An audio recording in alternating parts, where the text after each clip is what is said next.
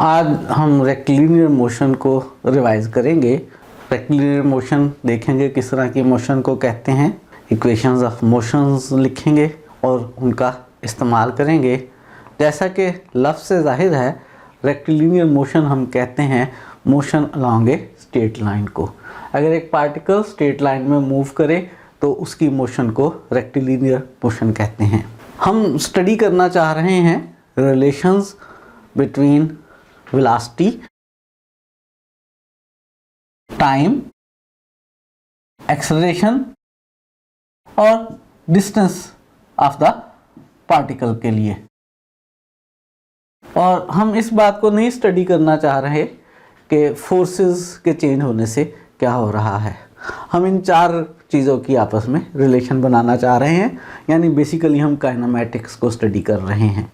इससे पहले हम डिफाइन कर चुके हैं कि वेलोसिटी जो है वो dr/dt के इक्वल होता है अगर r पोजीशन वेक्टर को रिप्रेजेंट कर रहा है, और एक्सेलरेशन जो है वो dv/dt के इक्वल होता है।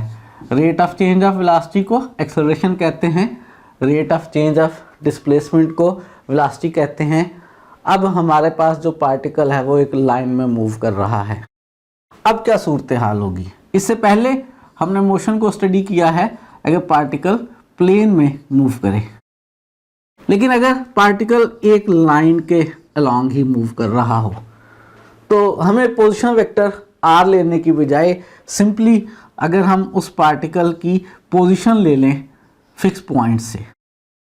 पार्टिकल मूव कर रहा है, अलोंग स्ट्रेट लाइन मूव कर रहा है, रेक्टिलिनियर मोशन है, लाइन के ऊपर हम एक पॉइंट को फिक्स कर लें और पॉइंट की पोजीशन ले लें इस फिक्स पॉइंट से।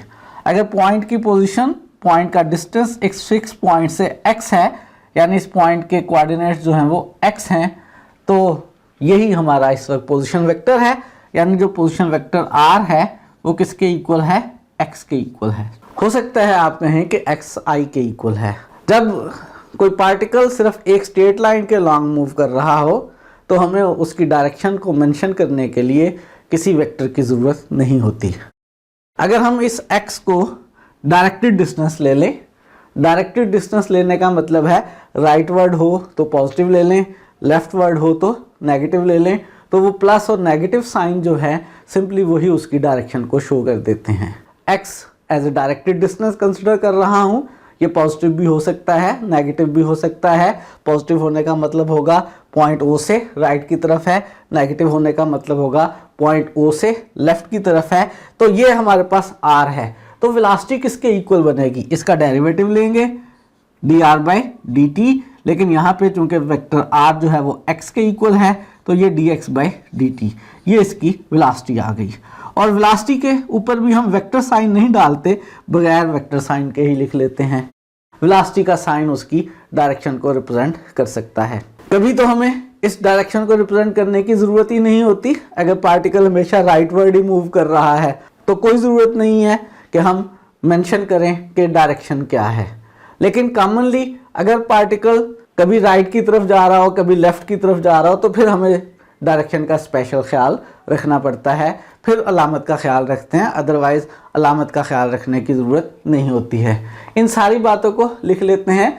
अगर हमारे पास रेक्टिलिनियर मोशन हो तो जिस लाइन के लॉन्ग मोशन होती है हम उसको एक्स एक्सिस कंसिडर कर लेते हैं, एक्स एक्सिस को लाइन ऑफ मोशन कंसिडर कर लेते हैं, ओ फिक्स पॉइंट ले लेते हैं और लाइन ऑफ मोशन यानी एक्स एक्सिस के ऊपर, और एक्स जो है वो डायरेक्टेड डिस्टेंस हो जाता है पार्टिकल का फ्रॉम पॉइंट ओ, और वेलोसिटी जो है वो किसके इक्वल हो जाती है? वेलोसिटी इक्वल हो जाती है dx/dt के। एक्सेलरेशन किसके इक्वल होगा? वेलोसिटी का डेरिवेटिव लेंगे तो एक्सेलरेशन आ जाएगा, यानी एक्सेलरेशन dv/dt के इक्वल होगा। और अगर आप वेलोसिटी को dx/dt लिखें तो फिर dx/dt का डेरिवेटिव एक्सेलरेशन बन जाएगा, यानी ऐसी सूरत में एक्सेलरेशन को आप d2x/dt² भी लिख सकते हैं। जब कोई पार्टिकल रेक्टिलिनियर मोशन शो करेगा, एक स्ट्रेट लाइन के लॉन्ग मूव करेगा, तो हम उसकी पोजीशन को उसके O से डायरेक्टेड डिस्टेंस की मदद से शो करेंगे और डायरेक्टेड डिस्टेंस को x से डिनोट करेंगे वेलोसिटी dx/dt के इक्वल होगी एक्सेलरेशन dv/dt या d2x/dt स्क्वायर के इक्वल होगा। इसी एक्सेलरेशन को हम एक और फार्मूले की शक्ल में भी लिख सकते हैं। ये जो मेरे पास एक्सेलरेशन है dv/dt, अगर मैं इसमें चेन रूल लगाऊं, मैं इसको लिख लूं dv/dx into dx/dt। dx/dt velocity है तो इसको v लिख लें, तो यही मेरे पास एक्सेलरेशन बन जाएगा। इसकी जगह v लिखने से v dv/dx। एक्सेलरेशन के लिए हम ये फार्मूला भी इस्तेमाल किया करेंगे कि एक्सेलरेशन इक्वल है v dv/dx के। तो रेक्टिलिनियर मोशन में एक्सेलरेशन के हम कॉमनली 3 फार्मूला इस्तेमाल कर सकते हैं, dv/dt, d2x/dt square and v dv/dx। किस वक्त कौन सा फार्मूला इस्तेमाल करेंगे ये अभी आगे मज़ीद स्टडी के दरमियान देखते हैं। जब कोई पार्टिकल एक स्ट्रेट लाइन के लॉन्ग मूव करेगा तो उसकी मोशन को स्टडी करने के लिए, इन क्वांटिटीज़ के आपस में रिलेशंस बनाने के लिए हम कॉमनली 2 तरह की मोशंस को स्टडी करेंगे। एक ऐसे पार्टिकल की मोशन को जो कांस्टेंट एक्सेलरेशन से मूव कर रहा हो, और एक ऐसे पार्टिकल की मोशन को जिसमें वेरिएबल एक्सेलरेशन हो। पहले ज़रा डिटेल के साथ इक्वेशंस देखते हैं ऐसे पार्टिकल की मोशन की जो कांस्टेंट एक्सेलरेशन के साथ मूव कर रहा हो। तो बात करने लगे हैं मोशन विद कांस्टेंट एक्सेलरेशन की। फ़र्ज़ करें हम जिस पार्टिकल को स्टडी कर रहे हैं टाइम 0 पर उसकी वेलोसिटी जो है वो u है, v उसकी वेलोसिटी है किसी भी टाइम t पर, a उसका कांस्टेंट एक्सेलरेशन है जो कि चेंज नहीं हो रहा है, ना कम हो रहा है ना ज़्यादा हो रहा है, और x उस पार्टिकल का distance at any time t है। तो कौन कौन सी रिलेशंस हैं वेलोसिटी, एक्सेलरेशन, टाइम और डिस्टेंस के दरमियान? इन रिलेशंस को बनाने के लिए हम इस्तेमाल करेंगे एक्सेलरेशन के डिफरेंट फार्मूलाई का। हमने देखा है एक्सेलरेशन को हम dv/dt भी लिख सकते हैं, एक्सेलरेशन को हम d2x/dt स्क्वायर भी लिख सकते हैं, और एक्सेलरेशन को हम v dv/dx भी लिख सकते हैं। बेसिकली ये डिफरेंशियल इक्वेशंस हैं। इन डिफरेंशियल इक्वेशंस को सॉल्व करेंगे और हम डिफरेंट इक्वेशंस बनाएंगे जो इन चारों चीज़ों को रिलेट कर रही होंगी। अगर हम इस डिफरेंशियल इक्वेशन को इंटीग्रेट करें तो हमारे पास dv इक्वल आ जाएगा a dt के, वेरिएबल सेपरेबल डिफरेंशियल इक्वेशन बन गई है। इंटीग्रेशन कर लेंगे, इधर v आ गया, इधर at आ गया, इधर कांस्टेंट ऑफ इंटीग्रेशन से b आ गया। टाइम 0 के ऊपर हमने कहा उसकी वेलोसिटी u है। टाइम 0 और वेलोसिटी को u लिखेंगे तो ये जो कांस्टेंट ऑफ इंटीग्रेशन आया है इसकी वैल्यू हमें मालूम हो जाएगी। इसको पुट करेंगे तो v is equal to at plus u या v is equal to u plus at। ये हमारे पास एक इक्वेशन आ गई। जब कोई पार्टिकल कांस्टेंट एक्सेलरेशन a से मूव करेगा तो उसकी मोशन को रिप्रेजेंट करने के लिए जो हम नीचे इक्वेशन लिख रहे हैं वो यूज़ की जा सकेंगी। उनमें सबसे पहली इक्वेशन मैंने ड्राइव भी करवा दी है, वो है v is equal to u plus at। इस तरह से बाकी इक्वेशंस ड्राइव की जा सकती हैं। मैं इक्वेशंस ड्राइव नहीं करवा रहा, लिख रहा हूँ। एक इक्वेशन हो सकती है x is equal to u t plus half at square, और एक और इक्वेशन हो सकती है 2ax is equal to v square minus u square. ये 3 इक्वेशंस हैं जिन इक्वेशंस में v, a, t और x आपस में रिलेशंस में मौजूद हैं। अगर हमें मूविंग पार्टिकल की इनमें से कुछ चीज़ें मालूम हों तो बाकी चीज़ें हम मालूम कर सकते हैं।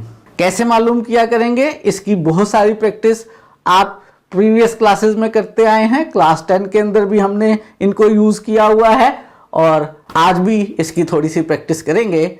लेकिन थोड़ी सी प्रैक्टिस करने से पहले ज़रा हम याद कर लेते हैं कि अगर एक पार्टिकल जो है फ्रीली अपवर्ड या डाउनवर्ड डायरेक्शन में मूव कर रहा हो। फ्रीली का मतलब ये नहीं है कि वो मुफ्त में मूव कर रहा हो।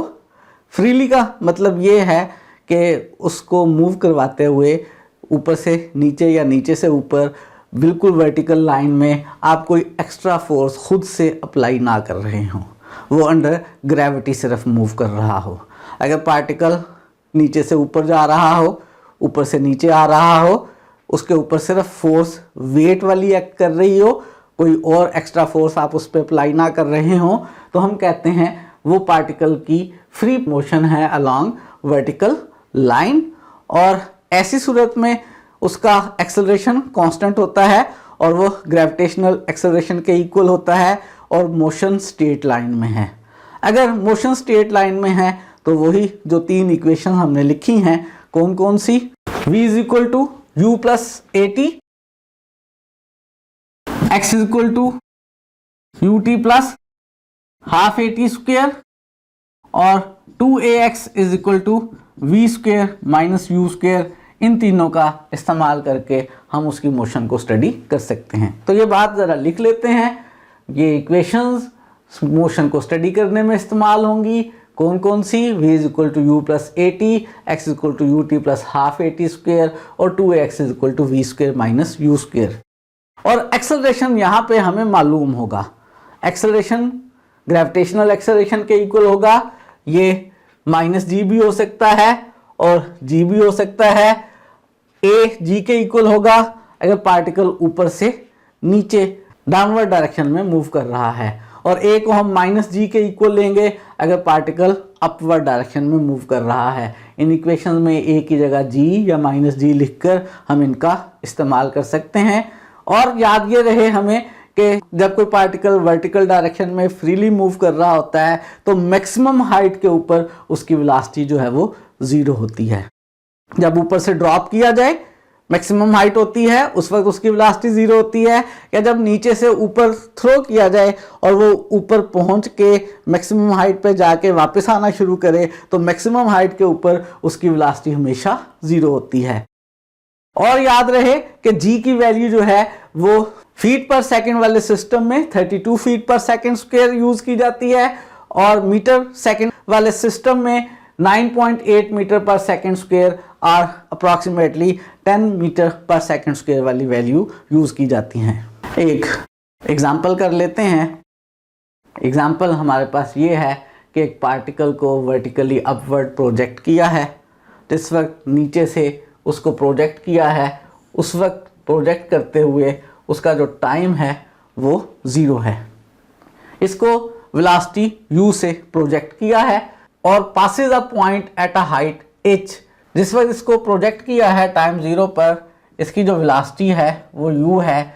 ये during its motion h height पर पहुंचा है। कितनी हाइट पर पहुंचा है? जो इसका डिस्टेंस है o से वो h हुआ है, 2 दफ़ा हुआ है। एक दफ़ा जब टाइम t1 था और दूसरी दफ़ा जब टाइम t2 था। 2 दफ़ा क्यों हुआ है? 2 दफ़ा इसलिए हुआ है कि जब आपने पार्टिकल को नीचे से ऊपर फेंका है, हाइट h तक पहुंचा है और थोड़ा सा मज़ीद ऊपर चला गया है, फिर मैक्सिमम हाइट पर पहुंचकर इसने वापस आना शुरू कर दिया है और ये दोबारा वापस आते हुए इसी हाइट पर पहुंचा है। इस हाइट पर ये पार्टिकल 2 दफ़ा पहुंचा है। जब पहली दफ़ा पहुंचा है तो से जो टाइम था वो t1 था, जब दूसरी दफ़ा पहुंचा है तो टाइम जो है वो t2 के इक्वल था। 2 दफ़ा पहुंचा है इस हाइट पर और हमने प्रूव ये करना है कि ये जो 2 टाइम हैं इन दोनों टाइम्स का सम 2u/g है और हमने प्रूव ये करना है कि इन दोनों टाइम्स का जो प्रोडक्ट है वो 2h/g है। इसको सॉल्व करने के लिए हमने वही 3 इक्वेशंस जो हैं उनमें से किसी को यूज करना है। वो जो 3 इक्वेशंस हैं जिन्हें हमने इस्तेमाल करना है, एक उनमें से v is equal to u plus a t है, दूसरी x is equal to u t plus half a t square है और third one 2ax is equal to v square minus u square है। इनमें से किसी को हमने इस्तेमाल करना है और इस्तेमाल करके टाइम जो है वो कैलकुलेट करने हैं कि पार्टिकल जब 2 दफ़ा हाइट h पे था, एक दफ़ा था तो टाइम t1 हुआ था, दूसरी दफ़ा था तो टाइम t2 हुआ था, तो उनका हमने सम और प्रोडक्ट निकालना है। टाइम इन 3 इक्वेशन में से किस में मौजूद है? टाइम इन्हीं 3 इक्वेशन में से फर्स्ट और सेकंड में मौजूद है, थर्ड में मौजूद ही नहीं है। इसका मतलब है हमें इन 2 में से किसी एक का इस्तेमाल करके टाइम कैलकुलेट करना है उस वक्त जब वो h हाइट पर था, और ऐसे 2 टाइम कैलकुलेट करने हैं और उनका फिर सम और प्रोडक्ट निकालना है। हमें इंफॉर्मेशन क्या गिवन है? हमें इंफॉर्मेशन ये गिवन है कि टाइम 0 पर उसकी वेलोसिटी u थी। टाइम 0 पर हमें वेलोसिटी मालूम है। अगर हम पहली इक्वेशन मालूम करते हैं तो इससे टाइम निकालने के लिए हमें वेलोसिटी स्टार्ट वाली भी चाहिए और किसी भी टाइम वाली वेलोसिटी भी चाहिए, लेकिन हमें सिर्फ वेलोसिटी एट द स्टार्ट मालूम है। ये इक्वेशन है, इसमें साथ में डिस्टेंस भी मौजूद है, जबकि इस इक्वेशन में डिस्टेंस मौजूद नहीं है और हमने टाइम कैलकुलेट करना है एक ख़ास डिस्टेंस के ऊपर। तो इस इक्वेशन का इस्तेमाल करेंगे।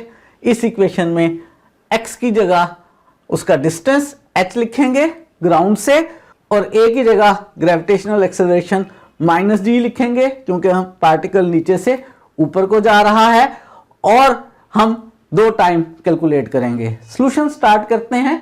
हमें याद रहे कि x = ut + ½ at² वाली इक्वेशन हमने इस्तेमाल करनी है। हमें गिवन ये है कि a जो है वो -g के इक्वल है और x जो है वो h के इक्वल है। इसमें x की जगह h और a की जगह -g सब्स्टिट्यूट कर लेते हैं। अब इस इक्वेशन को हमने सॉल्व करना है और इस इक्वेशन में से t के 2 आंसर मालूम करने हैं। कैसे सॉल्व किया जाए? ये क्वाड्रेटिक इक्वेशन है, इसको ज़रा स्टैंडर्ड शक्ल में तब्दील कर लेते हैं और क्वाड्रेटिक फार्मूले से सॉल्व कर लेते हैं। हाफ dt² को लेफ्ट पे और ut को लेफ्ट पर ले आए तो हाफ dt² -ut + h = 0 हो गया। फ्रैक्शंस खत्म करने के लिए 2 से मल्टीप्लाई कर लेते हैं। dt² -2ut + 2h = 0। इस इक्वेशन को सॉल्व करके हमने 2 रूट्स मालूम करने हैं, 2 आंसर्स, उनमें से एक टाइम t1 होगा और दूसरा टाइम t2 होगा, और फिर हमने उन दोनों का सम और उन दोनों का प्रोडक्ट निकालना है। ज़रा याद करें, ये क्वाड्रेटिक इक्वेशन है, मुझे इसके 2 आंसर्स निकालने हैं। उनमें से एक को मैं t1 कहूँगा, दूसरे को t2 कहूँगा, फिर मुझे उनका सम चाहिए और उनका प्रोडक्ट चाहिए। एग्जैक्टली t1 t2 की ज़रूरत नहीं है। क्या बगैर सॉल्व किए इस क्वाड्रेटिक इक्वेशन के जो 2 आंसर्स हैं मैं उनका सम और प्रोडक्ट निकाल सकता हूँ? जी बिल्कुल निकाल सकता हूँ। आपको याद होगा, अगर आपके पास कोई भी क्वाड्रेटिक इक्वेशन हो ax² + bx + c = 0, उसके 2 रूट्स हों और आपको उन रूट्स की ज़रूरत ना हो, सिर्फ सम और प्रोडक्ट की ज़रूरत हो, तो उनका सम इक्वल हुआ करता है -b/a के और प्रोडक्ट इक्वल हुआ करता है c/a के। ये फार्मूला ही हमें याद है, तो हम बजाय इसके के पहले रूट्स निकालें, उनमें से एक को t1 दूसरे को t2 कहें, फिर उनका सम निकालें, ये आंसर लाएं, फिर उनका प्रोडक्ट निकालें, ये आंसर लाएं। हम बगैर सॉल्व किए डायरेक्ट रूट्स का सम और प्रोडक्ट निकाल सकते हैं। तो अगर इसके रूट्स जो हैं वो t1 और t2 हैं और हमें उनका सम चाहिए, सम इक्वल होता है -b/a के, -b यहाँ पर -2u है और a यहाँ पर t² का कोफिशिएंट g है, माइनस माइनस प्लस हो जाएगा और 2u/g आ गया, t1 + t2 2u/g आ गया। यही हमने प्रूफ करना था। और जो प्रोडक्ट है t1 × t2 वो इक्वल होगा c/a के। c यहाँ पर 2h है और a यहाँ पर g है, तो 2h/g प्रोडक्ट आ गया। हमने इक्वेशंस ऑफ मोशन का इस्तेमाल किया है और इस प्रॉब्लम को सॉल्व किया है। इसकी मज़ीद प्रैक्टिस आप कर सकते हैं मैकेनिक्स की बुक में से या मैट्रिक की बुक में से, जहाँ पर हम इस्तेमाल करते रहे हैं इन तीनों इक्वेशंस को। v = u + at, x = ut + ½ at² और 2x = v² - u²। और अब हम बात करने लगे हैं कि अगर पार्टिकल का जो एक्सेलरेशन है वो कांस्टेंट ना हो, वो वेरिएबल हो, तो फिर हम पार्टिकल की मोशन को कैसे स्टडी करेंगे। मोशन विद वेरिएबल एक्सेलरेशन की बात कर रहे हैं। पार्टिकल मूव कर रहा है और उसका एक्सेलरेशन जो है वो वेरिएबल है। वही 4 क्वांटिटीज़ हैं जिनकी हम रिलेशंस बनाना चाहते हैं। वो कौन कौन सी क्वांटिटीज़ हैं?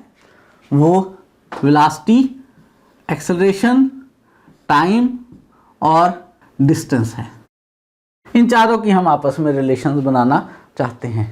जब कोई पार्टिकल वेरिएबल एक्सेलरेशन के साथ मूव करेगा तो हमें एक्सेलरेशन का कोई ना कोई फार्मूला गिवन होगा। हम एक्सेलरेशन के उस फार्मूले का इस्तेमाल करेंगे और जैसे हमने कांस्टेंट एक्सेलरेशन वाले केस में डिफरेंशियल इक्वेशन लिखकर उसे सॉल्व किया था, हम वेरिएबल एक्सेलरेशन वाले केस में भी डिफरेंशियल इक्वेशन लिखकर उसको सॉल्व करेंगे। जब कोई पार्टिकल कांस्टेंट एक्सेलरेशन से मूव कर रहा था तो हमें उसकी मोशन को स्टडी करने के लिए बार बार एक्सेलरेशन का डिफरेंट फार्मूला नहीं दिया होना था, क्योंकि पार्टिकल कांस्टेंट एक्सेलरेशन से था। लेकिन अगर पार्टिकल वेरिएबल एक्सेलरेशन से मूव कर रहा है तो हमें डिफरेंट फार्मूला एक्सेलरेशन के दिए हो सकते हैं। तो इसलिए इस केस में हमारे पास कोई स्टैंडर्ड इक्वेशन नहीं बनेंगी जब तक हमें ये नहीं मालूम होगा कि जो एक्सेलरेशन है वो हमें किस फार्मूले की शक्ल में दिया गया है। अलबत्ता हम जो भी एक्सेलरेशन दिया होगा उसकी डिफरेंशियल इक्वेशन बनाएंगे और उस डिफरेंशियल इक्वेशन को सॉल्व करेंगे तो हमारे पास इन चारों की आपस में रिलेशंस बन जाएंगी। अगर एक पार्टिकल वेरिएबल एक्सेलरेशन के साथ मूव कर रहा है तो उसकी डिफरेंशियल इक्वेशन हम इस्तेमाल कर सकते हैं मोशन को स्टडी करने के लिए। कौन कौन सी? ए dv/dt इस डिफरेंशियल इक्वेशन को यूज़ कर सकते हैं।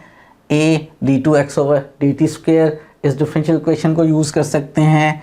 ए v dv/dx इस डिफरेंशियल इक्वेशन को यूज़ कर सकते हैं। इनमें से कौन सी यूज़ करेंगे डिपेंड करेगा कि उसने हमें एक्सेलरेशन का कौन सा फार्मूला दिया हुआ है। सबसे पहले हम बात करने लगे हैं टाइम डिपेंडेंट एक्सेलरेशन की। एक्सेलरेशन याद रहे टाइम पे भी डिपेंड करता है, वेलोसिटी पे भी डिपेंड करता है, डिस्टेंस पे भी डिपेंड करता है। जब किसी शख्स ने किसी पार्टिकल की मोशन को स्टडी किया है और स्टडी करके उसने कोई फार्मूला बनाया है तो उसने फार्मूला किस रिस्पेक्ट से बनाया है ये उसकी अपनी चॉइस है। उसने हमें कोई फार्मूला बनाकर दे दिया है, अब उस एक फार्मूले का इस्तेमाल करके हम इन चार क्वांटिटीज़ में मज़ीद रिलेशंस बनाना चाहते हैं, या कह लें एक्सेलरेशन उसने एक वेरिएबल की शक्ल में स्टडी करके हमें बता दिया है कि इस टाइम पर ये एक्सेलरेशन था, या हमें बता दिया है कि इतने डिस्टेंस पर इतना एक्सेलरेशन था, या ये बता दिया है कि जिस वक्त उस पार्टिकल की वेलोसिटी इतनी थी तो एक्सेलरेशन इतना था। एक्सेलरेशन को उसने हमें दे दिया है या तो टाइम की शेप में, या उसने हमें एक्सेलरेशन का फार्मूला बता दिया है इन टर्म्स ऑफ डिस्टेंस, और या उसने हमें एक्सेलरेशन का फार्मूला बता दिया है इन टर्म्स ऑफ वेलोसिटी।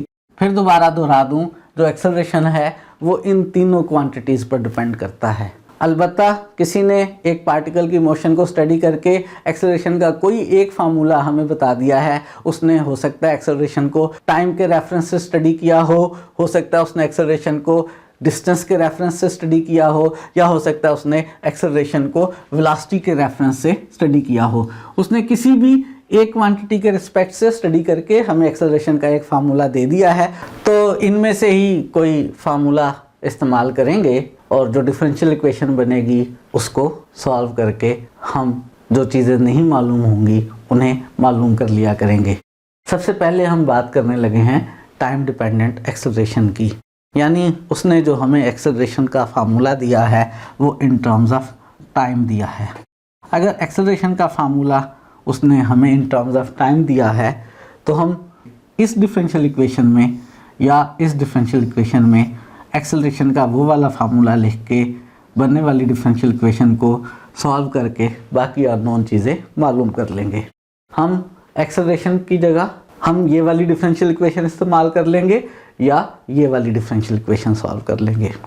अगर उसने हमें वेलोसिटी डिपेंडेंट एक्सेलरेशन का फार्मूला दिया है, यानी उसने किसी पार्टिकल की मोशन को स्टडी किया और हमें डिफरेंट वेलोसिटीज़ के ऊपर उसका एक्सेलरेशन का फार्मूला दे दिया, वेलोसिटी डिपेंडेंट एक्सेलरेशन, तो ऐसी सूरत में हम कौन सी डिफरेंशियल इक्वेशन में एक्सेलरेशन का वो फार्मूला लिखें और बनने वाली डिफरेंशियल इक्वेशन को सॉल्व करें। गौर करें, इसमें टाइम का जिक्र है और वेलोसिटी का जिक्र है, इसमें डिस्टेंस और टाइम का जिक्र है, इसमें वेलोसिटी और डिस्टेंस का जिक्र है।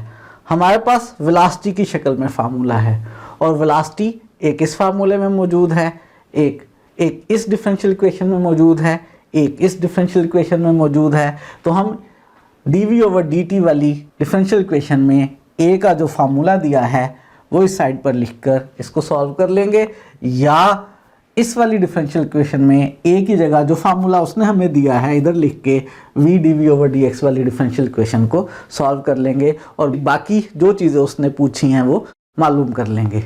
और हो सकता है उसने हमें डिस्टेंस डिपेंडेंट एक्सेलरेशन का फार्मूला दिया हो, यानी हमें उसने ऐसा फार्मूला दिया हो जिसमें एक्सेलरेशन किसी भी डिस्टेंस के ऊपर कैलकुलेट किया जा सकता हो, ए इन टर्म्स ऑफ एक्स मौजूद हो, तो ऐसी सूरत में हम इस डिफरेंशियल इक्वेशन का इस्तेमाल करेंगे। इसमें x मौजूद है, x के रिस्पेक्ट से इंटीग्रेशन की जा सकती है, तो इस डिफरेंशियल इक्वेशन को यूज़ करेंगे। जो फार्मूला उसने एक्सेलरेशन का दिया होगा वो यहाँ लिखेंगे और इस डिफरेंशियल इक्वेशन को वेरिएबल सेपरेबल वाले तरीके से, जैसे मैंने एक सॉल्व की है, सॉल्व करके बाकी अननोन चीज़ों को मालूम कर लिया करेंगे। इसकी प्रैक्टिस आप खुद कर सकते हैं मैकेनिक्स की बुक में से। एक प्रैक्टिस के तौर पे एग्जांपल मैं सॉल्व करवा रहा हूँ। ए particle is moving in a straight line, particle straight line में मूव कर रहा है with an acceleration x cube. इसका एक्सेलरेशन एक्स क्यूब है, यानी हमें जो फार्मूला दिया गया है वो एक्स शेप में है। एक्सेलरेशन किसके इक्वल है? एक्स क्यूब के है। ये उसने हमें दिया है, जिसमें x जो है वो distance of the particle from the fix point है। जो हमें मालूम है वही बात उसने बताई हुई है, और उसने हमें ये बताया है कि if it start at t is equal to 0 from a point x is equal to c with the velocity c square over 2 का स्क्वायर रूट। ये उसने हमें इंफॉर्मेशन दी है डिस्टेंस और वेलोसिटी के बारे में। टाइम 0 पर आप कह ये सकते हैं कि ये इनिशियल कंडीशंस हैं, और हमने मालूम करनी है velocity at a distance x from o। हमें मालूम करना है वेलोसिटी का answer in terms of x। ये काम हमने करना है। सॉल्यूशन स्टार्ट करते हैं, और सबसे पहले इन इनिशियल कंडीशंस को लिख लेते हैं कि जब एक्स सी है उस वक्त वेलोसिटी c स्क्वायर ओवर 2 का स्क्वायर रूट है, और उस वक्त टाइम की वैल्यू 0 है। और एक डिफरेंशियल इक्वेशन लिखनी है, और हमने उस डिफरेंशियल इक्वेशन को सॉल्व करना है। हमें मालूम है हमारे पास 3 डिफरेंशियल इक्वेशंस हैं। एक ही जगह हम dv ओवर dt ले सकते हैं, एक को d2x ओवर dt स्क्वायर ले सकते हैं, एक को हम dv ओवर dt ले सकते हैं, या हम एक्सेलरेशन को v dv ओवर dx ले सकते हैं। यहाँ पर जो एक्सेलरेशन उसने हमें दिया हुआ है वो x क्यूब है, x की शक्ल का है, और जब एक्सेलरेशन x शक्ल का हो तो हम ये वाली डिफरेंशियल इक्वेशन यूज़ करते हैं। इस डिफरेंशियल इक्वेशन में हम एक्सेलरेशन की जगह x क्यूब लिख लेते हैं। इस एक्सेलरेशन को मैंने x क्यूब लिख लिया। डिफरेंशियल इक्वेशन है acceleration is equal to v dv over dx, v dv over dx as it is. Acceleration का जो उसने फार्मूला दिया था वो लिख लिया। इस डिफरेंशियल इक्वेशन को हमने सॉल्व करना है, और वेलोसिटी को मालूम करना है इन टर्म्स ऑफ डिस्टेंस। कैसे सॉल्व करें?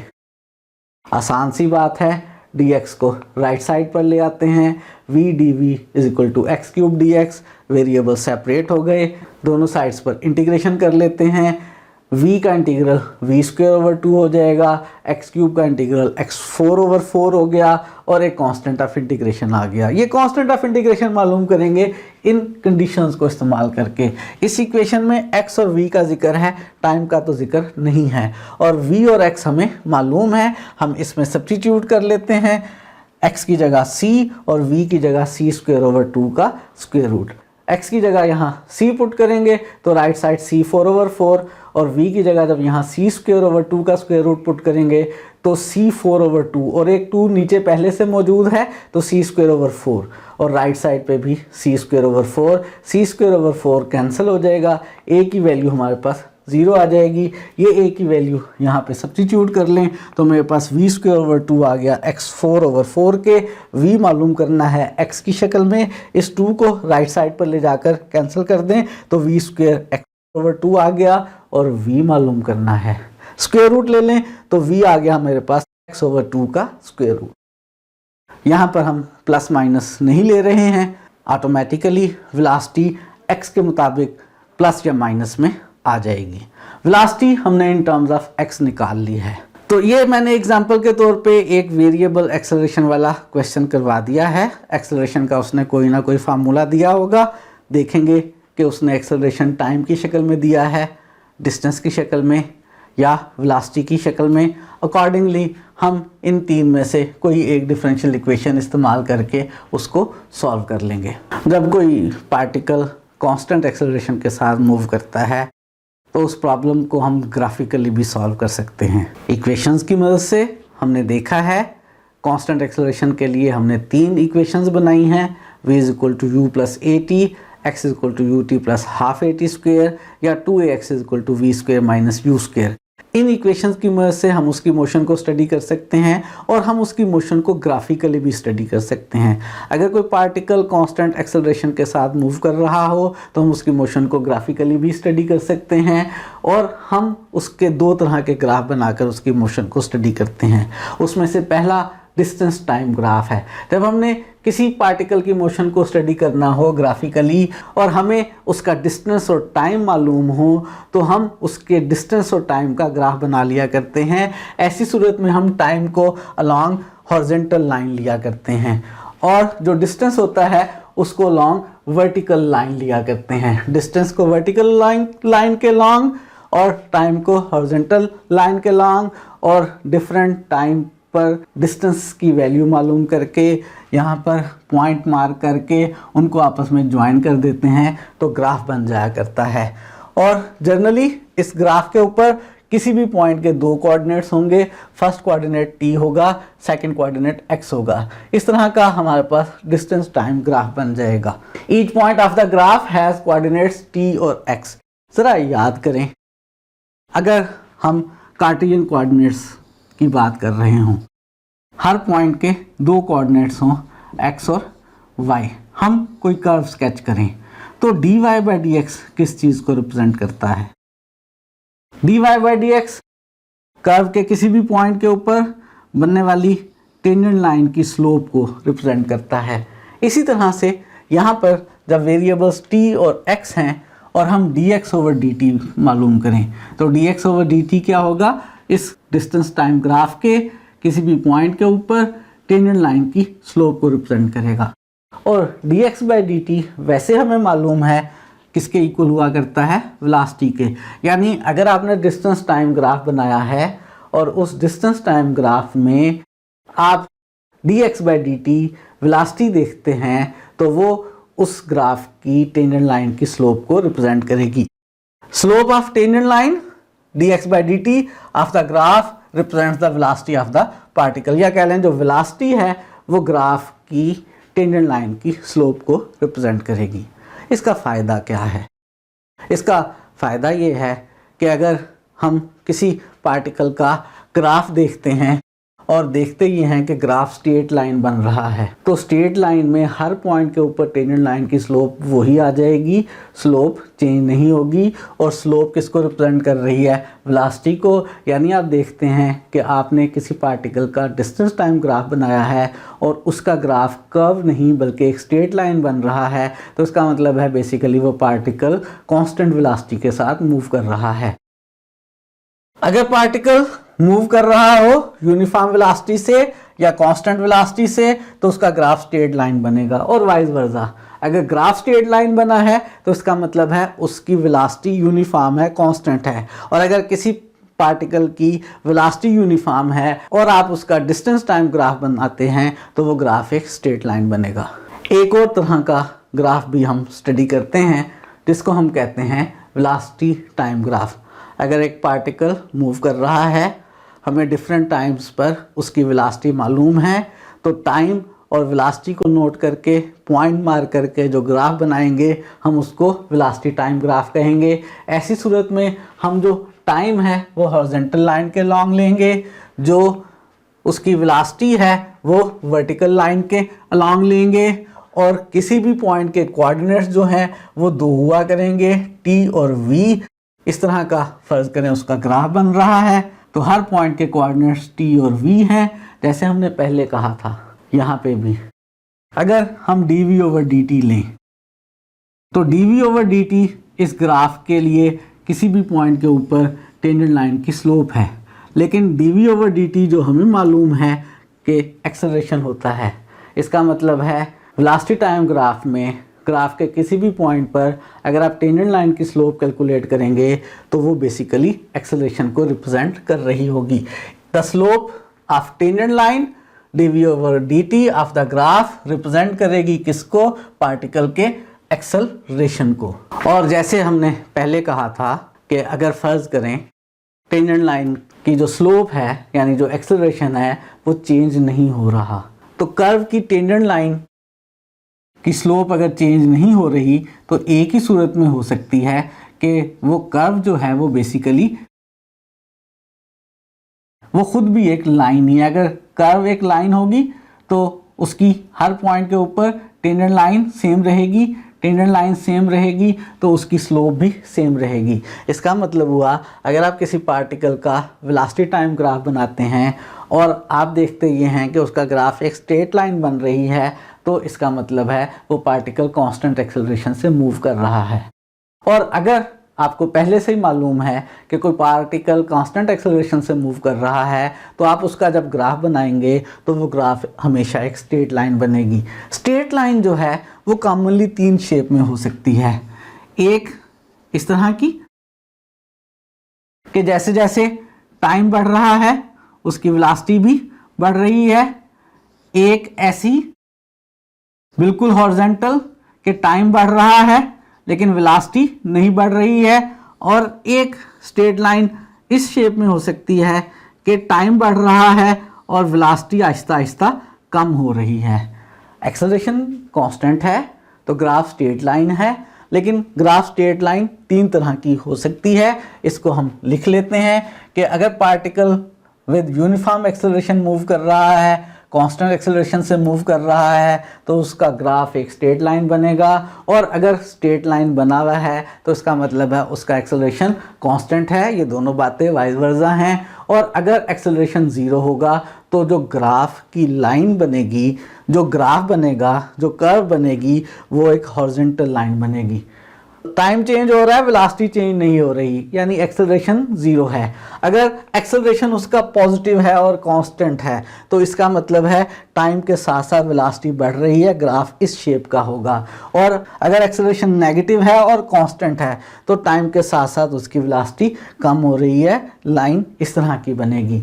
ऐसी सूरत में जब एक्सेलरेशन पॉजिटिव है तो जो लाइन का इंक्लिनेशन है वो 0 से 90 के दरमियान होगा। जब एक्सेलरेशन जो है वो कांस्टेंट और नेगेटिव है, ऐसी सूरत में जो इंक्लिनेशन होगा ये थीटा लाइन का एंगल विद टाइम एक्सिस ये 90 और 180 के दरमियान होगा। आज हमने रेक्टिलिनियर मोशन को स्टडी किया है और रेक्टिलिनियर मोशन को स्टडी करते हुए हमने वेलोसिटी, टाइम, एक्सेलरेशन और डिस्टेंस के दरमियान रिलेशंस डेवलप की हैं। 2 तरह की मोशंस को स्टडी किया है। एक ऐसी मोशन को जिसमें पार्टिकल जो है वो कांस्टेंट एक्सेलरेशन के साथ मूव कर रहा हो और एक ऐसी मोशन को जिसमें पार्टिकल का एक्सेलरेशन चेंज हो रहा हो। अगर पार्टिकल कांस्टेंट एक्सेलरेशन के साथ मूव कर रहा हो तो उसकी मोशन को गवर्न करती हुई हमने 3 इक्वेशंस लिखी हैं जो हर दफ़ा इस्तेमाल करके हम उसकी मोशन को स्टडी कर सकते हैं। और अगर पार्टिकल वेरिएबल एक्सेलरेशन से मूव कर रहा हो तो फिर हमें उसकी मोशन को स्टडी करने के लिए इक्वेशंस बनाना पड़ेंगी। हम बनाया करेंगे हमेशा डिफरेंशियल इक्वेशन एक्सेलरेशन की मदद से और उस डिफरेंशियल इक्वेशन को सॉल्व करके हम उसकी मोशन को स्टडी करेंगे। और लास्ट में हमने 2 स्पेशल ग्राफ्स के बारे में स्टडी किया है, एक है डिस्टेंस टाइम ग्राफ और एक वेलोसिटी टाइम ग्राफ। आज के लिए इतना ही रखते हैं। नेक्स्ट लेक्चर में हम सिंपल हार्मोनिक मोशन को स्टडी करेंगे।